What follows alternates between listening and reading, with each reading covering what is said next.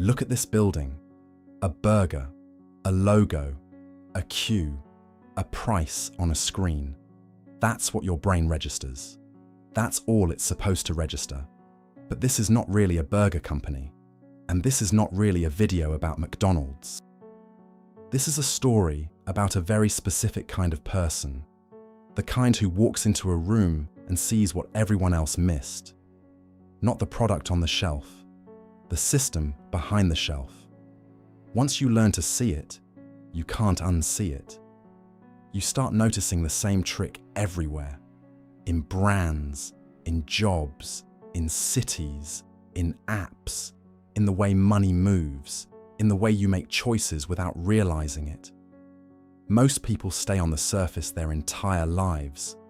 A few people learn to see the machine. If you want to understand the hidden systems behind money, brands, status, and modern behavior, this is what the Elias principle is about. 1954, a 52-year-old salesman is driving across the country trying to sell milkshake machines. He's not a tech founder. He's not treated like a visionary. He's not young. He's tired. Most people his age were thinking about slowing down. He was driving toward a small restaurant in California he'd heard a strange rumor about. A place that had ordered 8 multi-mixers. 8. Most restaurants ordered 1. That detail, 8 machines, was the only reason he made the trip. When Kroc walked up to that little restaurant in San Bernardino, run by 2 brothers named Richard and Maurice McDonald, he wasn't looking at a burger stand. He was looking at something he couldn't ignore.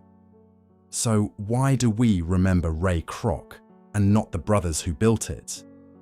That question is going to get uncomfortable. What the McDonald brothers had built was not a restaurant. It was a machine disguised as a restaurant. Every motion was timed. Every station had one job. No waiters, no plates, no silverware, no waiting 20 minutes for a meal. You ordered, you paid, you ate. In under a minute. In 1954, this was almost science fiction. Other restaurants thought they were in the food business. The brothers had stumbled into something different. They were in the repetition business. Here's the part most people get wrong. The brothers had the idea. The brothers had the system. They just didn't want the scale. They had one great restaurant. They had a life. They didn't want 100 locations. They didn't want 1,000. They didn't want the headache that came with that kind of ambition. Kroc looked at the same kitchen they did. Same burgers, same brothers, same red and white tile. But he saw something different stacked on top of it. He saw 1,000 of these kitchens, in 1,000 towns, running the exact same way. He opened his first franchise in 1955 in a small town in Illinois. The brothers had built the machine. Now stop. Look at this $20 bill. You probably think you just bought a burger from McDonald's. You didn't. You bought a burger from a small business owner. That small business owner pays McDonald's every month. 2 things: a royalty on every sale, and very often, rent for the ground under the building. And this is where the burger disappears. McDonald's has long operated as a heavily franchised business. In one SEC filing, franchised restaurants represented 93% of its worldwide restaurants at the end of 2019. So picture it, tens of thousands of restaurants, most of them not run by McDonald's at all. McDonald's is in the restaurant business, but that was never the whole machine. It's running a network of small business owners who run the restaurants, who pay royalties, and who often pay rent on top. Here's the move most people miss. The operator runs the store. McDonald's controls the brand. McDonald's controls the system. And, through ownership or long-term leases, McDonald's often controls the land itself. The franchisee gets to run the store. McDonald's gets to control the corner. The brothers thought they were selling hamburgers. Kroc figured out they were sitting on a real estate strategy disguised as fast food.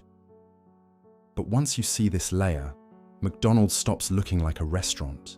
It starts looking like a landlord that happens to sell fries. This is where the story stops feeling inspirational.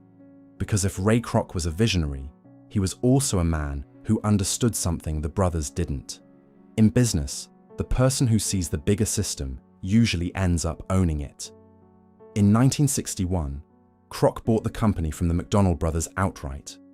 The deal was reportedly tense, drawn out, the kind of negotiation where the smile on one side hides what's happening on the other. The brothers walked away with a check. Kroc walked away with the empire. He spent the next decades building it out, franchise by franchise, corner by corner. The brothers watched their name go global on signs they no longer owned. This isn't a clean hero story. It quietly asks an uncomfortable question. Why do some people create something brilliant and others end up owning the future? The brothers had the genius.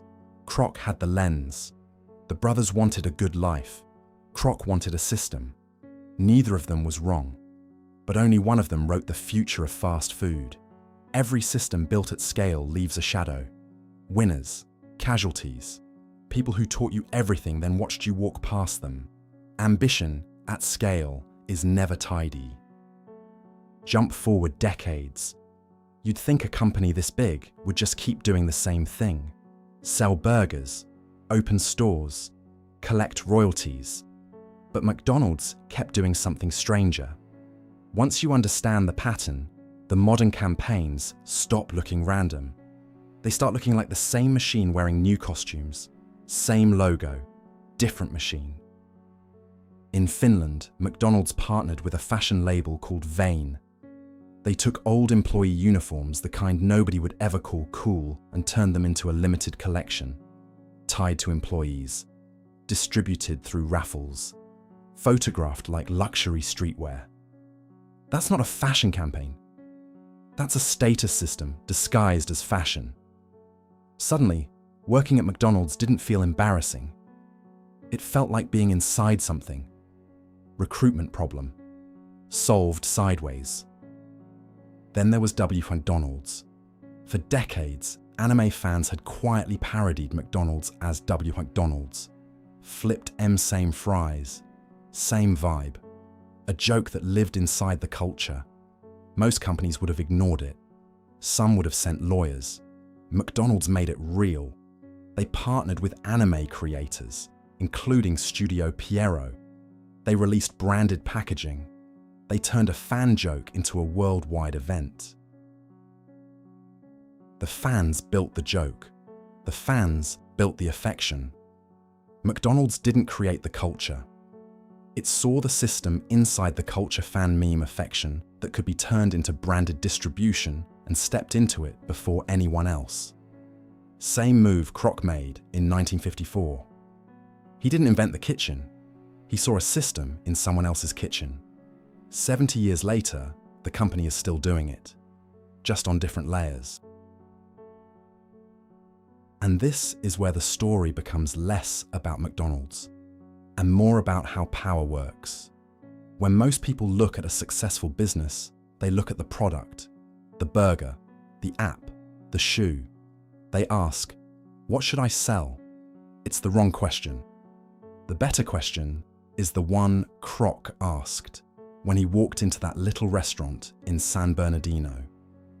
What system is hiding behind this product? Because the surface gets your attention, the system gets your behavior. Amazon looks like products. The system is logistics. Nike looks like shoes. The system is mythology and distribution. McDonald's looks like burgers. The system is real estate, repetition, and culture. The product is what you see. The system is what owns the room. Try it for a second. Look at the app you opened this morning. Someone designed the loop that pulled you in. Look at the job you have. Someone designed the ladder you're climbing. Look at the brand on your shirt. Someone decided what that logo means in a room before you ever put it on. The visible layer is what you consume. The hidden layer is what shapes your behavior. Most people spend their entire lives interacting only with the surface. A few people learn to look behind it. And here's the part nobody wants to say out loud. If you only see products, you stay a consumer. If you learn to see systems, you start understanding where the power actually sits. And if this is the kind of lens you want to build, subscribe to the Elias principle before the next system hides in plain sight. Ray Kroc didn't invent McDonald's. He saw it. The brothers built the kitchen. He saw the empire. A burger became real estate. A uniform became status. A fan joke became distribution. The world rewards people who can see what others miss, not the product, the system underneath.